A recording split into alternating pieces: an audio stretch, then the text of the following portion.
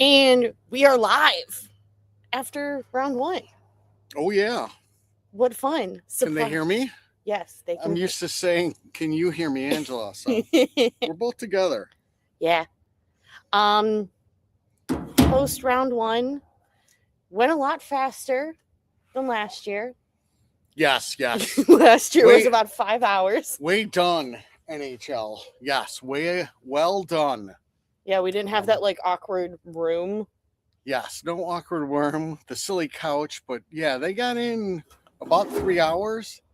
I'm pretty sure it took a hell of a lot longer last time. Or I feel like we were halfway through at the 3 hour mark, or we just decided to just start recording. Well, we did start recording earlier because we had somebody inform us that we got the cake eater last year. Yes. Yes. So, yeah, so this is much better done. Mm-hmm. I don't quite understand all the couches. I'm old, I'm crusty, so the whole fluff pieces that were everywhere were a little much for me. But guys, he's really crusty.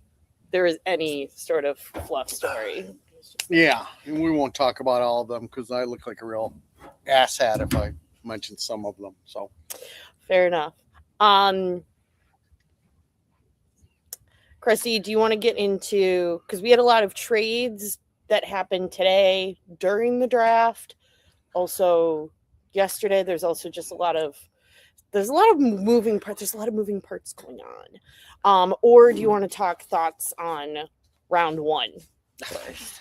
Whatever you want to do. All right. Well, we can get into bigger trades and then kind of just talk about the prospects that went during round one.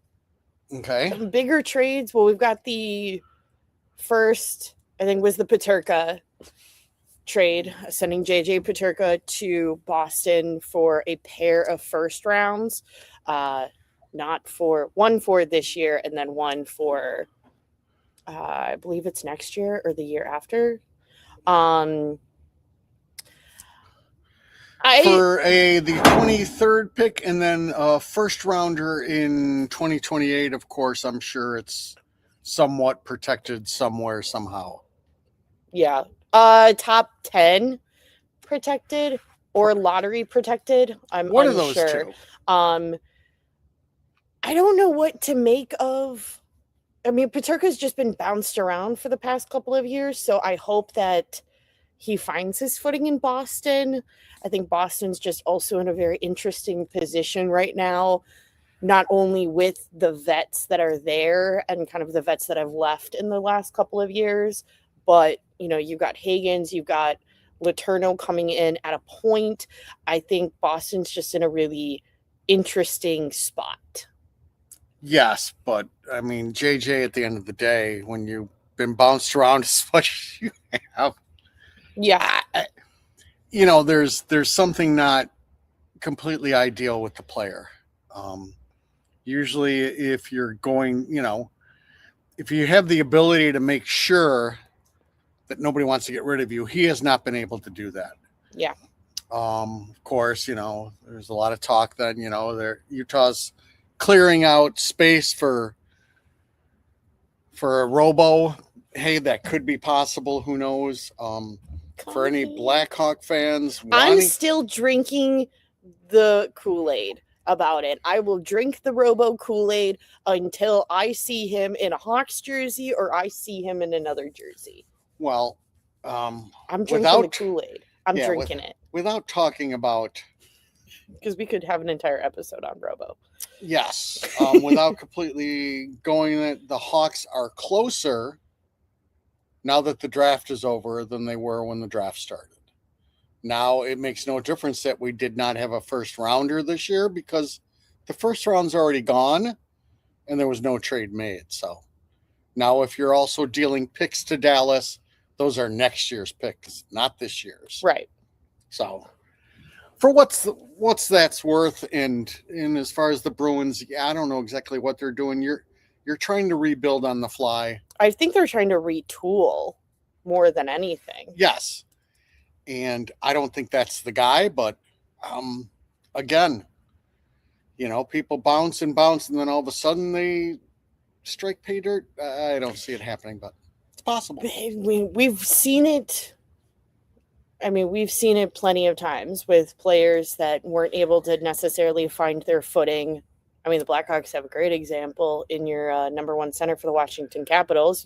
There's been example, not to say that JJ Peterka is Dylan Strum, but we've seen examples of players struggle to find their footing, and then something clicks with either players that you're around, the system, whatever. So here's hoping that Peterka finds their footing in Boston. And like I said, I think Boston's just in a very interesting position in terms of like the roster and the retool. Okay. Next, I believe we have. There's something in the next one is Skorofiev. Well, we've got Dorofeev from traded to the Rangers. Yeah. So the Golden Knights picked up the 26th pick, which they then seeded to trade down and around and everywhere. They also got a third-round pick for him. Dorofeev then turned around and was signed by the Rangers, 7 years at $11 million. He's the player that I was worried about getting. Maybe worried. With that kind of talent around you on that power play, I'm worried you're going to have to be more of the man, and I don't know if he's up for that. I mean, he was in a position to succeed in Vegas. Yes. You have Jack Eichel and Mitch Marner feeding you biscuits on the power play. It's a heck of a lot easier. Yeah. Now it's going to be Alexei Lafreniere, maybe feeding you stuff. It's a whole different ball game. Yeah. I also don't think the Rangers are done. So we might not even know, who is feeding you. We do have the Trocheck. Well, we do have the Trocheck rumors, and who knows? Like, sometimes there's been instances where, draft week has been crazy, and then it's a really quiet July 1. We could easily have craziness and more crazy going into July 1. I don't think the craziness is ending. I love this so much, guys. I'm so addicted to it. Everybody has decided to shuffle everything. Love it. And you have so many places. You've got names like Hellebuck, like Larkin out there. Everybody's trying to shuffle their ways to attempt to fit them into the cap, this and that. So I don't see the craziness going away. No. It's all a little much for me. I can't quite keep up with it. But you young kiddies, you're used to this. I love it. But I think it definitely. I mean, it's interesting can score. Well, we talked to our friends over at Double Defense prior to this, during the season, and there was definitely a lack of faith that Drury had a plan. And not to say that acquiring Dorofeev is the plan, but getting a guy and then immediately signing him to a pretty substantial contract that can score, I want to say is kind of a sign of good faith that maybe there is pieces of a plan. Maybe we have a PLA in New York. We don't know, but I think it's definitely a positive thing for Rangers fans. Well, yeah. And, the Rangers had the 5th pick. This was another one that they had way later in the first. You're not paying premium for him. No. So, that's a later first rounder and then a third rounder. So it's not a bad first trade. round pick in the 28. Conditional on where they finish. Yeah. So I guess, they did pay a little bit. Yeah.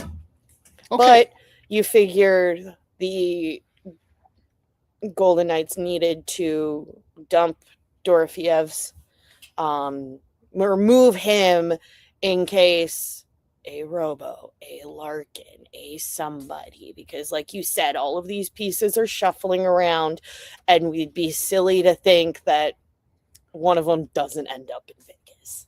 Vegas is going to make a move, if not many moves, and they're going to have to find room. Yeah. And I don't think he was part of their long-term plans, just for the fact is you knew he was going to get paid. Yeah. So, as they should, get your bag. I mean, and it wasn't going to be with Vegas. They also have Anderson, who they need to think about if they're going to re-sign him. Yeah. So we'll see how that all goes. Yeah. Next is a guy the Blackhawks fans were talking about a good amount, and he went to the Blues. Gosh, this one hurts. This one really hurts. Just because I kept hearing that the Blackhawks were in the mix, and we've been Mason McTavish fans. You've definitely had your eye on that Mason McTavish a lot longer than I have, but we both, enjoy what he brings to the table and the type of player that he is. And he's going to St. Louis. You never like to see players that you like go to division rivals. No, and that was for pick 15 and 29, so decent value for Anaheim also.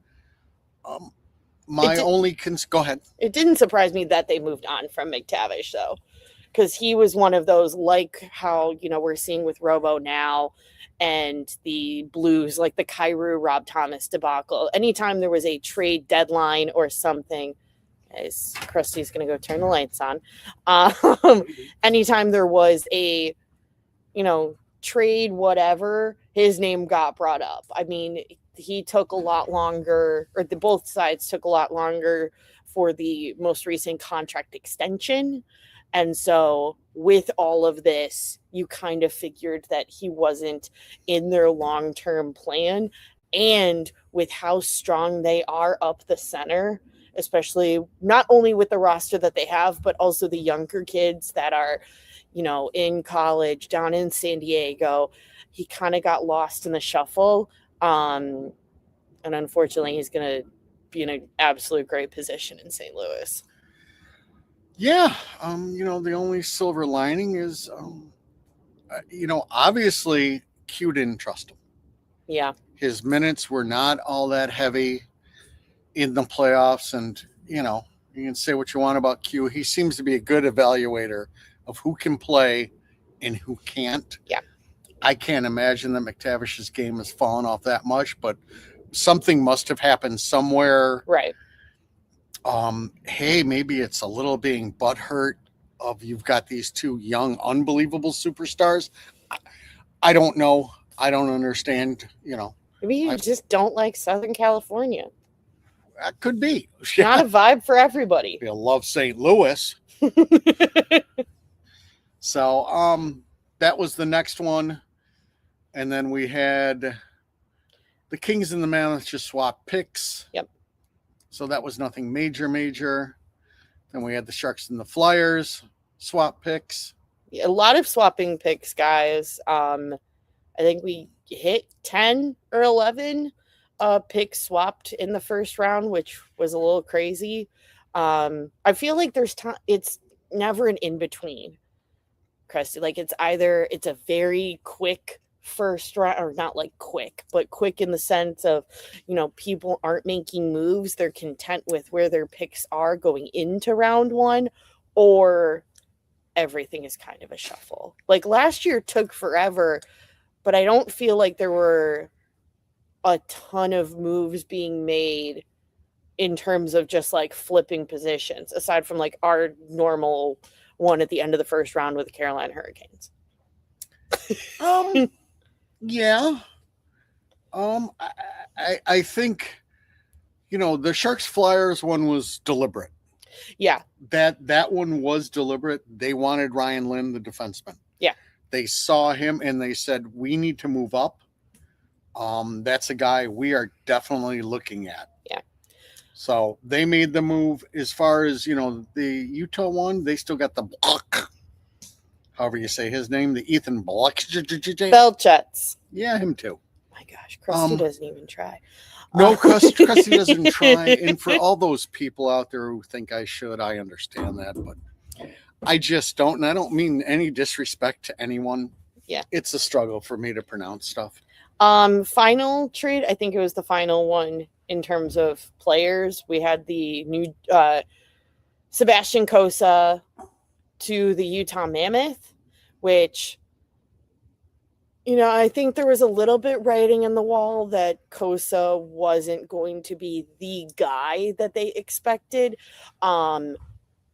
Maybe because of performance. Some would argue that Stevie Y let him marinate a little too much in Grand Rapids before giving him a little bit of time up at the big club. But there were definitely discussions that he was on the way out, especially with Trey Augustine now coming in to Grand Rapids from Michigan State, and he is expected to be the next starting goaltender. We talk about him a little bit. He was in Guyon's year, and it's kind of expected to be Augustine and Guyon, respectively, for their teams.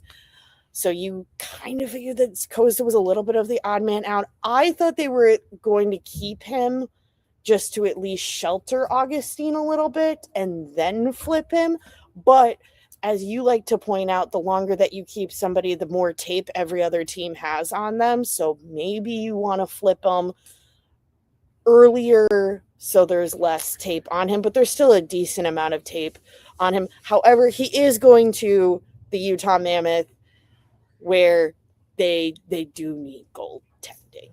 I think Veggie has done well for them. Ingram's done well for them, but you can never have enough goaltenders, and I think this will be a great kind of change of scenery, new path for Kosa, that maybe he's able to kind of figure out his position a little bit better in Utah than where it was going to be in Detroit.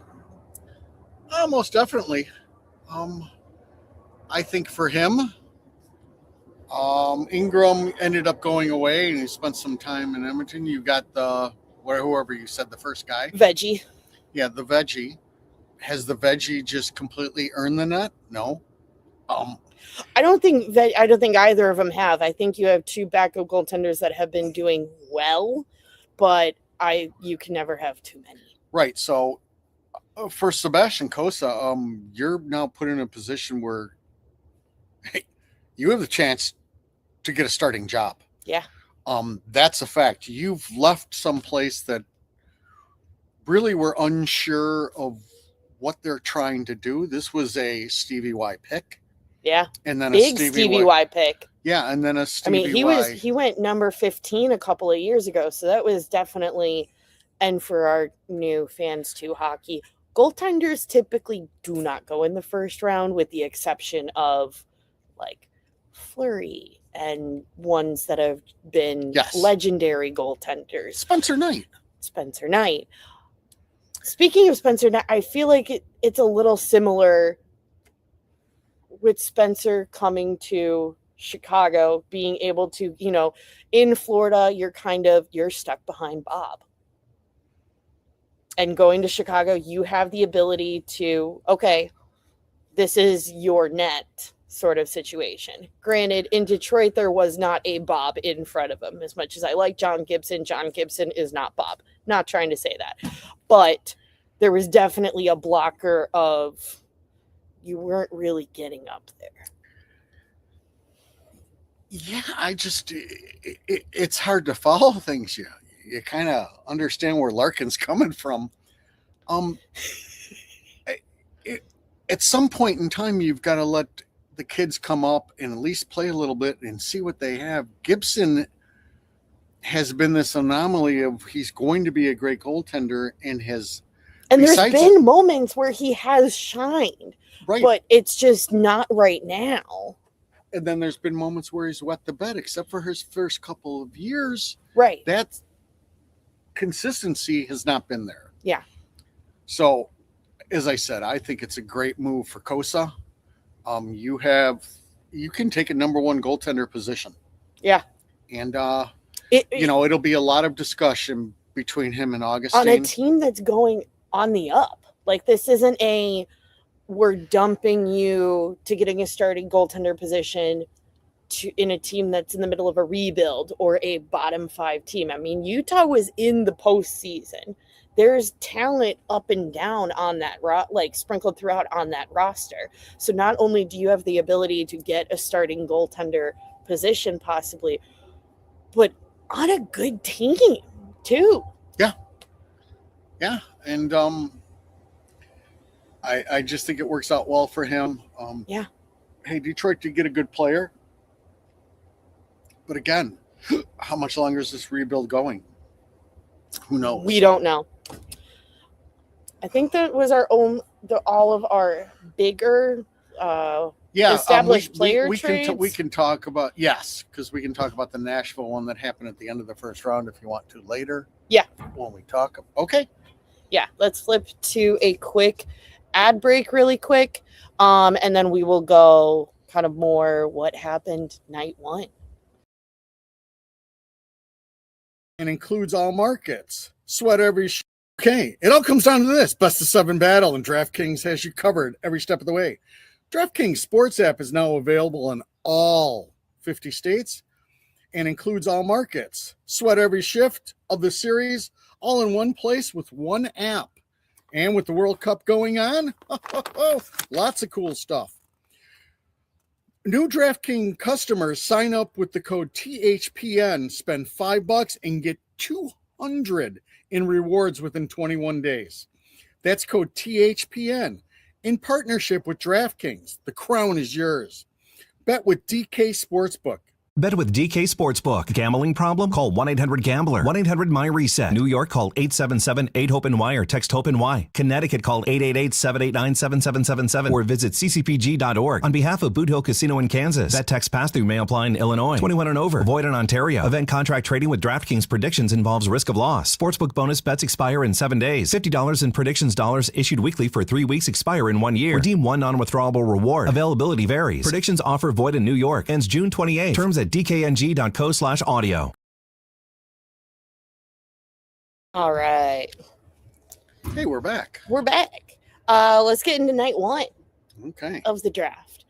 Again, like we said, it went a lot faster than last time, which is always good because, man, last year was a bit of a drag. First pick, obviously, we all knew it was McKenna. Justin Bieber knew. That was a little too much for me, and I get it. At least like Justin Bieber is a hockey guy, but that was just like I was fully like when he was out by the couches, which the couches are just odd. I thought he was gonna like fully just serenade to McKenna. It's possible. It's possible. Yeah. So that's a pick that everybody knew was coming. And then you got Ivar, not Ivar. No. Can I still call him Ivar? Sure. How about if I just call him Berg? Yeah. The Swede to San Jose. Because, at the beginning of this week, they traded away a Swede. And now they gain one. Yeah, they had a really powerful 3 days. Mike Greer scares me. Well, he should scare you. He orchestrated this really, really well. The more he smiled, the more I knew that I was in trouble. But again, also, they did give away a good player at Ottawa. So William Eklund is going to be incredible. So, but yeah, they got their guy. The Berg is figured he will probably start there. Yeah. He's played in men's leagues. He's played on a big stage. So, gosh, I know everybody likes to give a lot of fluff to the Chicago San Jose games because of Bedard versus Macklin, but now you got former teammates against each other with Anton Frundell and Ivar Stenberg. That's going to be even more fun. Sure is. Then we had Malhotra with the Vancouver Canucks. A lot of people went both ways kind of with that pick, figuring, well, obviously they're going to take him because his dad is the head coach. And then some people, even right before that pick, were like, no. But you did pose an interesting thought yes. of would they tell Caleb if he wasn't going to be picked? Yeah. Well, I thought of that just because all of a sudden, right before like today, there was a lot of chatter that they might take Reed, who dropped. Yeah, which was wild. And I'm like, if you take Reed, do you tell Caleb, the coach's son, Hey, beforehand that you're not getting drafted, so don't like freak out? But obviously that didn't need to happen. Malhotra goes to Vancouver. Yeah. A solid player. I don't know exactly if he'll be a number one center, but he'll be a 2 or 3, right? And he'll be in the league a long time. So, and it starts the whole bloodline draft of everybody's related to everybody. And then I had the thought of, obviously Vancouver is in a rebuild with everything going on and everything that has been going on the last couple of years. And oftentimes the head coach in the depths of your rebuild is not the coach that takes you to the playoffs. Usually there's a flip at a point. Savvy was not the head coach going into the dynasty. Luke Richardson was out. Yeah. Is it then awkward if the Vancouver Canucks front brass fires Manny Malhotra and Caleb's there? I don't think that's awkward. I think at the end of the day, everybody figures that is going to happen. They're not done tanking. Yeah. So desperate for DuPont. With that, you start talking about, okay, Manny's here and the Sedins are here. We're going to start to change the culture. Right. As you found out with the Blackhawks, you can't change the culture as you're constantly giving away your players. That room is like, well, you also can't they can't buy into playing hard for you when you don't want to add anything. Go ahead. You also can't buy into anything when you make it abundantly clear that everybody is replaceable, which we also saw with the Blackhawks during the tanking period. Yeah.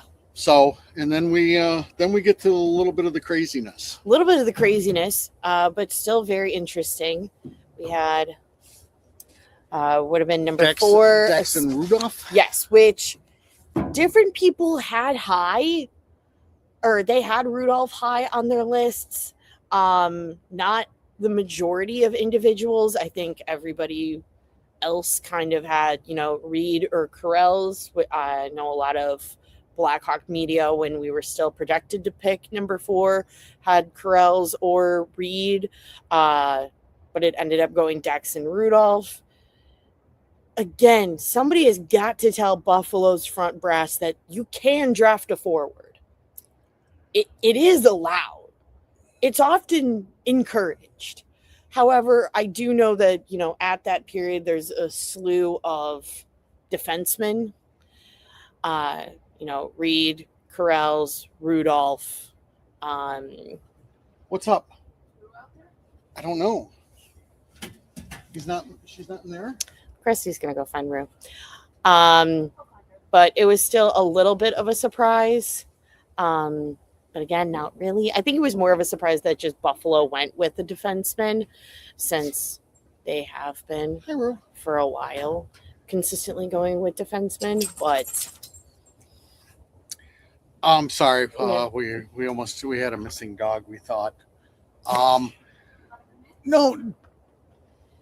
Jackson. He was projected high, but it was definitely not the consistent. I feel like the consistent projected number 4 was Reed.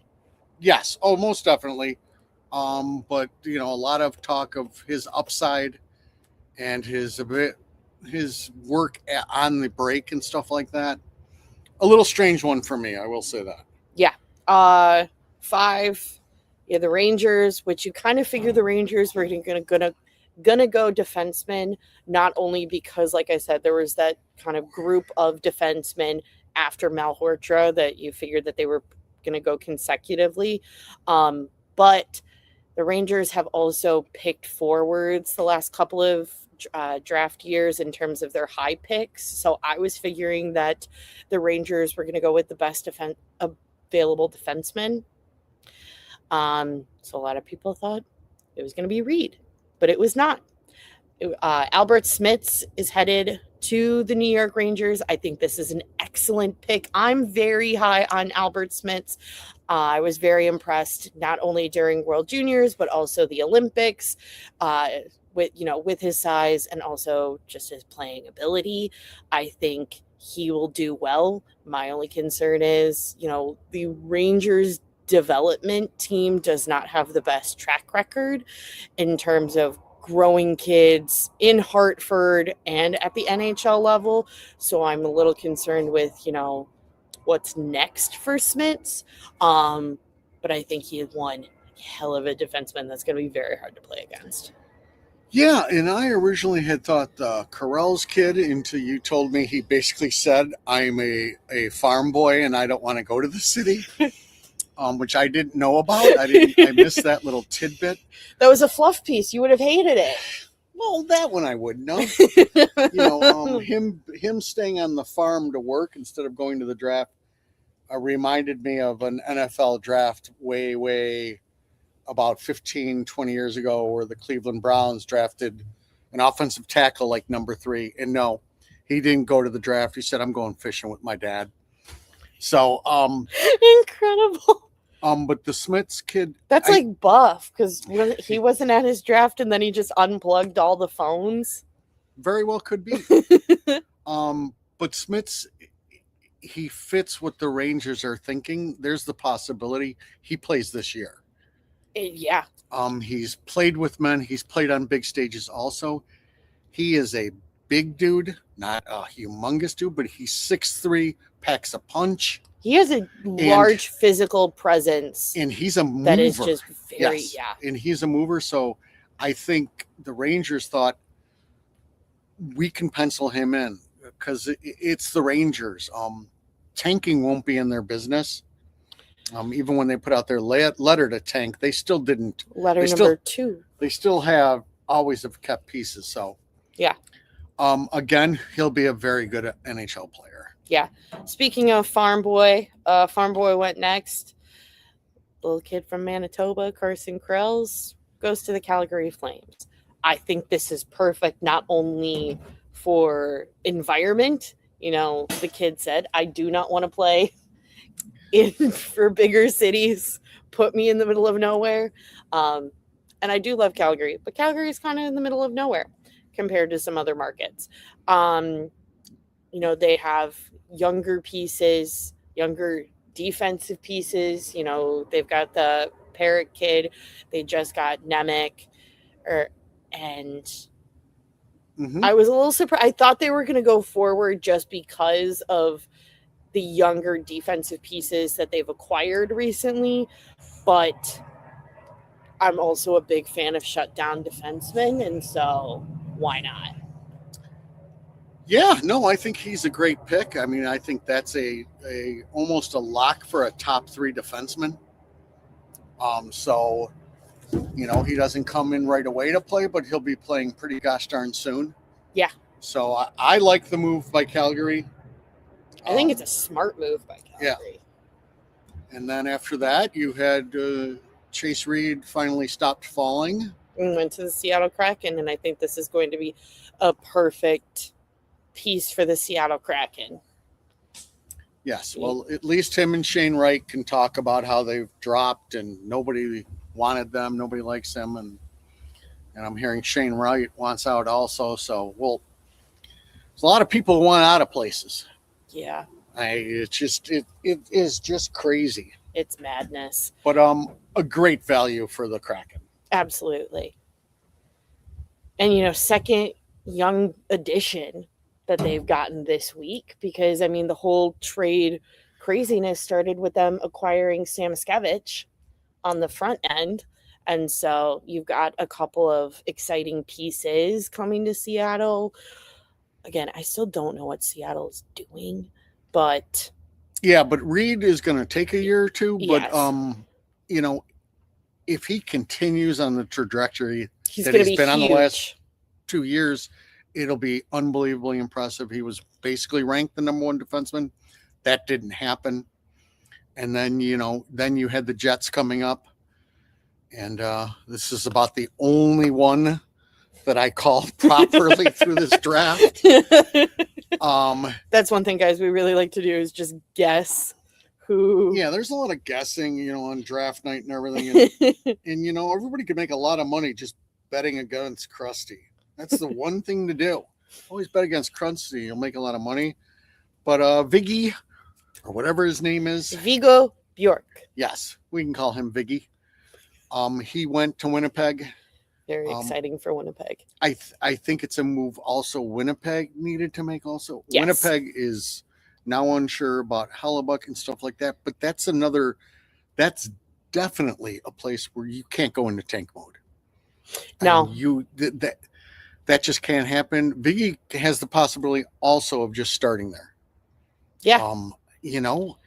And I think lining up on Scheifele's wing might look really, really good. Well, and I think he honestly has the ability to do the exact opposite in terms of results of Kevin Korchinski by being in the same position as Kevin Korchinski. Throw in early, but throwing Bjork into Winnipeg, you are protected on all aspects. Like you said, put on Scheifele's wing. You're able to be sheltered, but start right away. Right. And everything I've heard is he doesn't need to be sheltered. He has he's small, but he's got a great defensive game and everything else. I think everybody needs to be sheltered at the beginning of their and NHL career. It's an adjustment. Yeah. And the difference with Kevin was Kevin had to play with Megma. I mean, it could be one of the poor Kevin Korchinski. I mean, let's not get into that whole terrible handling. But I think, he might get thrown into the deep end, but it's going to be a completely different sort of throwing into the deep end, because I do think that folks need to be sheltered a little bit. Granted, he's probably going to have less time adjusting than a kid coming from college or a kid coming from the CHL, just because, like you said, the SHL, they're playing against grown men. But even that, the way that they play the game on the SHL is different than the NHL. I think there's going to be a physicality aspect that might take a bit of an adjustment, but not a ton, because I think he is going to be protected no matter what line he's on in Winnipeg. Mm-hmm. And then, San Jose then gets Verhoff, and who... Mike Greer. I'm going to see Mike Greer in my nightmares. And again, he was somebody who at the beginning of the year was projected as the number 1 defenseman. Yeah. As I said, you had this whole group of like 6 defensemen that nobody was positive of, except for everybody seemed to be positive of Reed. Everybody else, it was like they were all interchangeable. That was the beauty thing of Greer getting the 9th. You take whoever drops. Yeah. Hey, had it been not him and it had been Smits, you take Smits. It's Oliver Moore in a different year. Well, no, in the sense of you take whoever is there. Yeah. You just grab it. There's not a predetermined, we have to take this guy. Like you're fortunate enough to be in that position. You just grab whoever you need. Yeah, and that's a guy who at tops goes one more year. And then probably joins San Jose, and then you have the incredible growing machine that is Wyatt Cullen. Yeah. For Nashville, who played really well. Also was out for some of his year this year, and it was due to the fact that he grew so much. I believe he grew at least 4 inches in a year. It was off the hook. So, another kid with bloodlines. Yeah. Dad played. The bloodline thing is just crazy. Yeah. So, And next we have Tynan Lawrence. You figured he was going to drop a little bit. I'm glad that he didn't drop too far, because as we've talked about the last couple of weeks, I was very high on Tynan Lawrence for a bit. I still do think he is a steal for St. Louis at 11. He's going back to BU for another year. I think that's going to benefit him tremendously, just to straight up play an entire year in the same league with the same kids in the same system. I think that's good. The consistency is going to be huge. After that, I'm not sure. I think it will depend on how St. Louis is doing in terms of their kind of retool, whatever St. Louis is doing. I think they're just moving forward. Right. But I think if they're doing well, why let him marinate at BU? But I think if they're, doing poorly, you need to bring in a little bit more of an exciting piece, maybe take him out after his sophomore year. But if St. Louis is doing well and there's not necessarily like a hard roster spot, I don't think that there is, really any disservice to keeping him in Boston. But again, we'll see. Next is Alexander Commander, which I've heard various things. I've also heard that a lot of Devils fans are very upset by this pick. I'll tell them to get over it. So I don't know. I've heard good things. I've heard he's a third line center, which there's nothing wrong with the third line center. But it's, do you pick a third line center at 12? Some teams I think would say yes. Obviously, New Jersey said yes. I think some teams would say no. It depends on what you have. It'll be an interesting one. It's definitely, Command's not going to come over right away. So it's definitely a high pick to kind of just see. So maybe that's a little too risky for some Devils fans, and that's the upset. I'm unsure. Yeah, and I think Dawson Mercer's days might be numbered. Hey, a great place Dawson Mercer could go? Yeah, I do. Here. Yeah, since in Chicago. He's another crusty guy. Dawson Mercer, please. Sonny Meta, please work with Kyle Davidson. We would love for Dawson Mercer to be here. What do you have to give up? I don't know. That's a talk for another show. Yeah. So now we can go on to the Islanders, and one of the guys that I really liked. Yeah. Who is Malte Gustafsson. Malte Gustafsson. A Swedish defenseman, 6'4", can move, can thump. Possibly Shafe's line mate. We don't know. Yeah, I thought it was a great pick. Yeah. I would have taken him higher. As far as the Command, going back to him, I'm a believer. And after those first big guys, I like the safe pick of somebody that I know is going to play in the NHL for a long time. So I didn't mind that pick. And the Gustafsson pick I loved. Yeah. And then we go to Columbus and Oscar Hemming, which I think is a surefire from everything that I've read. And Columbus needs a surefire after Caden Lindstrom. And with the Werenski rumors, you need a surefire person to bring on in a couple of years, no matter on the back end, the front end. You need someone. This cannot be a reaching for the fences choice. And I think Hemming was a solid pick for them.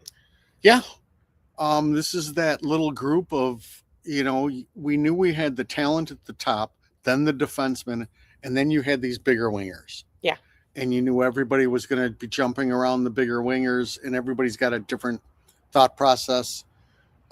He's going to be a big boy. Yeah. He's all basically 6'4", so not a bad pick. Absolutely not. Oh, hold on. Okay. Holding. And now Nikita Klebov. You can talk about him. Oh, I don't have much on Klebov. Okay. We don't have much on him, so we're just going to pass him up. He went to the Ducks. Yeah. Okay. Which, I mean, winger, I think that makes sense. As we talked about with the McTavish trade and other trades that Anaheim has made, they're moving around a lot of defensemen. They're moving around, or you have a lot of centermen. So you really want to acquire a winger or a right-handed defenseman. I thought that they were going to go with a right-handed D, but they went with a larger winger. So solid option for Anaheim. Next, we've got Maddox Dejanay from the Q League, I believe. Could be. Yes, the Quebec Remparts, which is consistently one of the top teams in the Q League. Let's see, 6'3", 6'4" winger. Yep. It was a bit of a late riser in terms of the standings, but he can skate, he can hit, and is supposed to be quite a finisher. So, which is really good to hear, because I feel like there's a concern sometimes with kids coming out of the Q in terms of their physicality, unless that's their game. Q League, they are fast and they can score, but they don't always have the best finishing ability. So it'll be interesting for St. Louis. And then you had the my gosh, this is one of the easier pronunciations. You have Ethan Belchetz from the Windsor Spitfires, who had a great season for Windsor. A junior Tom Wilson. He went to the Utah Mammoth. Excellent. I mean, I'm a fan of his game. So, and at this point, you're kind of running into the best available forward, and it's a lot, like Christy said, it's a lot of big wingers. Yeah, these are all your big forwards that are now just coming off the. Hi, Jacob. That's the neighbor, Jacob. Next up, we've got my guy. Yeah. Guys, Armageddon is coming because the Washington Capitals have acquired a Finnish hockey player. This is the first time in 30 years that the Washington Capitals have acquired a Finnish player in the first round. I have talked about Oliver Suvanto for probably the better part of the last month, so we don't need to get into what he is as a player, but he is great. He will be great. I would like to manifest the vision of him centering the pro tie in a couple of years. He has 1 year left on his contract in Finland and then can come over. So I would imagine you will see him in Hershey come March or April. And then I believe he marinates in Hershey for quite a bit. I don't think there's a complete rush to bring him up, especially, if Washington continues to add more pieces at the NHL level, there may not be a spot for him initially. And the Washington Capitals are notorious for letting folks marinate in Hershey, but they just seem to have a bit more better timing than Detroit in terms of, when they bring them up. But he was ranked number 3 in terms of European players ranked. He is great, and he will be great. And he's a Washington Capital. Yeah, and he's somebody who could not marinate near as long and could come in and start playing a fourth line centerman. Yeah. So another great pick, and then you've got Elton Hermanson. Him too. Yeah. Another bigger forward that the Kings grabbed. Yeah. Then we have Ilya Morozov. Yep. Another not as big, more of a skilled player that Buffalo took. So Buffalo does know that they can take forwards. They do. Then you had the Ryan Lynn acquisition that we talked about a little bit at the beginning of the episode. San Jose is, they're lacking in defensive depth, and this was another. They moved up a little bit to get another good defenseman. Yeah. So. Then Pittsburgh, you had one part of the Ruck twins, Liam Ruck. Marcus has not been drafted yet, so we will see what Pittsburgh does tomorrow if they take Marcus as well. And then next we've got the JP Holpert from the Kamloops Blazers. He was the draft pick that Detroit drafted in the Sebastian Cossa trade. like his game. I think overall a solid pick. It wasn't a reach necessarily. Was kind of around, late first round. Detroit wanted a guy. They wanted to move on from Kosa. Bada bing, bada boom. Yep. Next, we finally have the Adam Novotny to the Vancouver Canucks. He slipped a little bit. I'm a big fan of his game. I thought he played great during World Juniors back in January. Is in the OHL. A little bit of a shit stir on top of having just a great offensive game. And, Vancouver needs that. They're kind of where we were a couple of years ago. We say that we need pieces, but Vancouver needs pieces. So definitely a great ad. And the next guy you can talk about? Next, Jonas? We've got Jonas Lagerberg-Hohen, which was definitely a bit of a reach.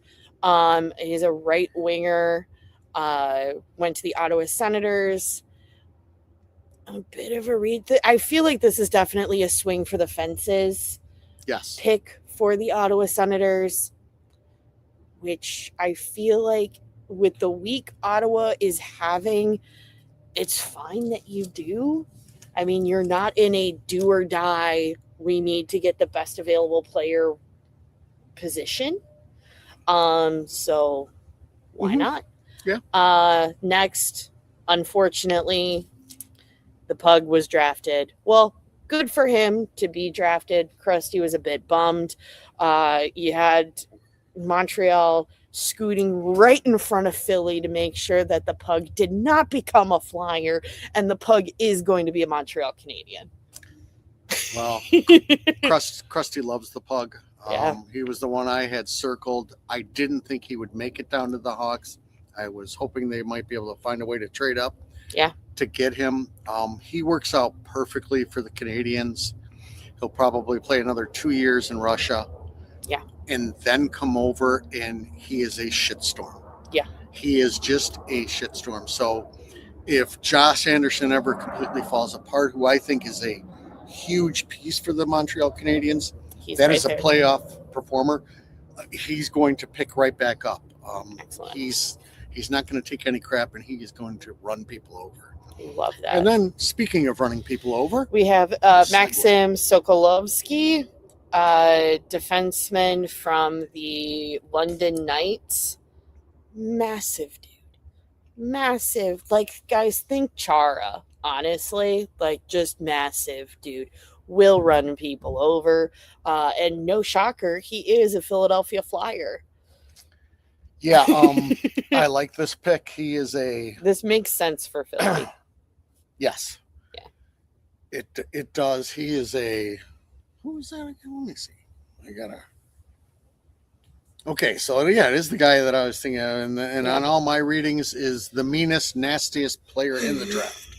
So back to back, your mean nasties went. Yeah. Yeah, he is like everybody talks about drafting to identity. Yeah, that's a Flyer. So yeah, I'm sure the Invisible Man will be happy. Next, we had Anaheim Ducks with Marcus Nordmark. Ranked high, but definitely dropped a little bit. Winger, again, like I said, they're set on centerman and they need wingers and right-handed D. So Anaheim went with a winger. Golden Knights finally make a first-round pick. They never really do that. And they selected Juho Piparinen, defenseman from the Finnish league. Honestly, do I think that he will play for Vegas? No. And that's not me saying that Juho will not make it into the NHL. It's just Vegas never holds on to their prospects whatsoever. So more to come with him. I really liked him. I was hoping he would still be there at 34, even though we really don't need another defenseman. But I think every hockey team is better with more Finns. But that's just me. Last couple of ones, we got Jack Hextall to the Calgary Flames. Centerman out of the USHL. Yeah, another, he's like that Murtaugh guy who's still on the clock.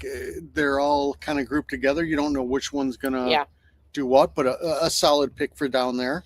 You had Tommy, who dropped quite a bit for the going to the Nashville Predators. Happy to see him get picked up. It's always rough when you see kids that are, projected to go in the midst and then they drop out of the first round. Just because, guys, that's a whole night of sleep where you're just replaying everything and overthinking. I imagine there's just a lot of... Well, with Tommy, I think he was way down. He was like in the 40s, beginning of the year. And with your Lane Hudson, with your players like that, he fits that mold. Yeah. And that's why all of a sudden he was skyrocketing. But as with Lane Hudson, it's a second round pick, right? Yeah. You're still not positive that can he do with like what Quinn Hughes does, what Lane Hudson does. So that's probably why he dropped a little bit. A lot of people had this guy circled. Yeah. For my swing for the fence. So there's the possibility he's the diamond of this draft. And then you got the last pick, which we were both hoping would be there. I was really hoping he would be there tomorrow. Katie, you couldn't have moved up 2 spots. Jackson Cover is an Ottawa Senator. We talked about him last week. We're both very high on this pick. Just a very high ceiling, and I think we honestly don't know what the ceiling is for Jackson Cover, just because he started playing organized ice hockey 5 years ago.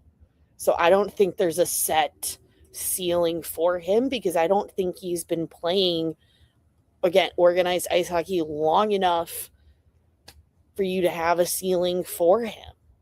No, he is he's one of the ones that you don't know. It could completely wet the bed, or he could become a top 6 player. Yeah. You really do not know. But I like this pick for Ottawa. Oh yeah, me too. Yeah. Me too. As I said, definitely somebody that we had. And obviously, with him playing in London, they were able to have eyes on him, because it's not the farthest of drives from Ottawa to London. I know it's not super quick. I know my Canadian geography, but yeah, she does. It's not, hopping a flight to Finland or hopping over to Western Canada. Obviously, Ottawa saw something and has seen something consistently in Cover's game in London. And, good for him. Yeah, and he's the story of where he grew up, and there's a big fluff piece too. So, but yeah, he could be also another diamond in the rough, which you don't mind doing that at the end of the first, taking some swings. So that is your first round. That is your first round. Chris, do you got anything else for this evening? I don't think so. Do you want to go over who you are looking at for the Hawks picks? I don't even know anymore. I'm going to give you one. Okay. Let's do one, and then we'll pop off and walk the dog. Okay. Go ahead, do one. Well, I'm looking at a safe one, not a safe one, but I will go with Igor Shilov. Yes. Or the Simas guy that we talked about. The who guy? The Lithuanian player that was playing in the National League. Okay. That I kept going back to, but I don't know why. I also wouldn't hate him whatsoever. I would assume Brooks Rogowski. Rogowski goes quickly in the second. Well, good thing we are picking second in the second. Yeah, I don't. With everybody screaming for bigger players for the Hawks. 6 foot Vince Centerman. Yeah, 6'7" won't be a top 6 player, but definitely could be a nice piece for your bottom 6. Yeah, he's the other one that I was looking at, and I don't think I've got anybody else. I've got. Would you be okay with the Shilov? I would be okay with the Shilov. Yeah. And then I had Bilecki, who I really like, but I think it's too early to go with him. So Yeah. That's about it. We shall see. All right, folks. It's late. It's really late. And we have to go walk the dog. Yes. So that is all. Thank you to everybody that tuned in. And we will go kind of earlier afternoon. Draft will still be going on, but I'm sure there'll be some more trades for us to talk about. yep. Oh, definitely some crazy stuff. Who knows? Hellebuck might go. Larkin might go tomorrow. We might wake up and Jason Robertson is a Chicago Blackhawk. That is all. And we will talk to you guys tomorrow.